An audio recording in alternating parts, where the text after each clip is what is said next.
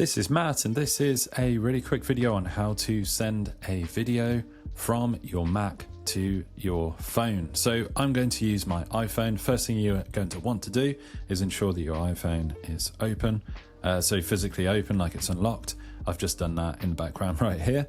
So what I've got is I've got Finder right open here, just a window of my desktop on my Mac. And I have right here an untitled folder with just a random video here for illustrative purposes. So what we're going to do is we're going to right click on the video, ensuring that your phone is open. This is the easiest way to do it. There's a few different ways, of course, to do it. You could do it via sort of hard drive or something, but this is super quick. We're just going to use the built-in AirDrop. So I've highlighted this video here. I've right clicked and we're going to come down to share. So it's about halfway down. We click on share.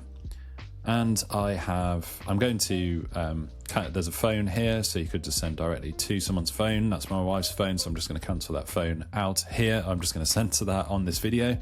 And we are going to click on AirDrop at the very top.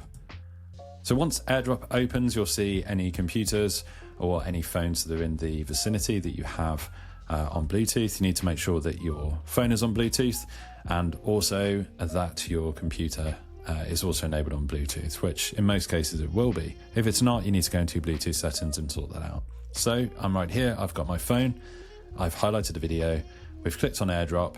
Now all we need to do, super simple, just click on Matt's iPhone, and just like that, it will send, and you can see the little icon here just saying that is sending, and I got a little vibration on my phone here in my hand, and that's the sending. So this video file is almost a gigabyte in size, so it'll take a little while. It's going quite quick. What are we at now? Sort of 5 to 10 seconds.